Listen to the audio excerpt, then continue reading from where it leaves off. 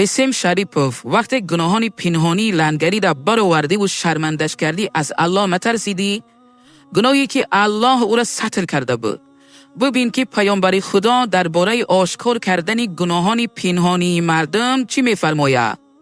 در روایت احمد آمده است که پیامبر خدا درود خداوند بر عباد می‌فرماید مسلمانان را غیبت نکنید و عیب‌ها و خطاهای پنهانی آنها را پیگیری نکنید، زیرا هر کسی عیب‌ها و خطاهای پنهانی مردم را پیگیری کند الله عیب‌ها و خطاهای او را پیگیری می‌کند و اگر خداوند عیب‌ها و خطاهای کسی را پیگیری کند حتما او را شرمنده می‌کند اگرچه در درون خانه اش باشد.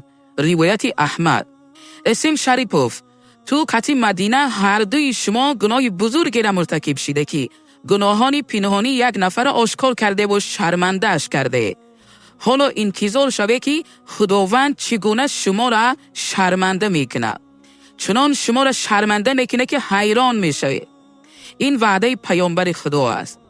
من لنگری را طرفداری نمیکنم، او کار زشتی را انجام دادگیه، گناهش به گردن خودش، اما تو حق نداری گناه پنهانی او را برآورده شرمنده‌اش کنی اگرچه در پنهانی زنا هم کرده باشه.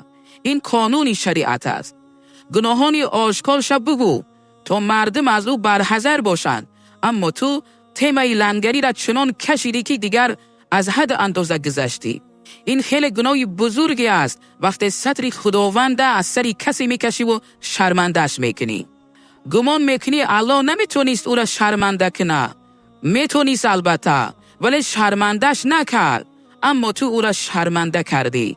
تو خودت خوب میدونی که گناهکار اساسی خود همین مدینه است. زن اگر پاود نمیداد هیچ وقت کسی جرأت نمیکرد با او چنین صحبت‌های فاسقانه و حرام بکنه.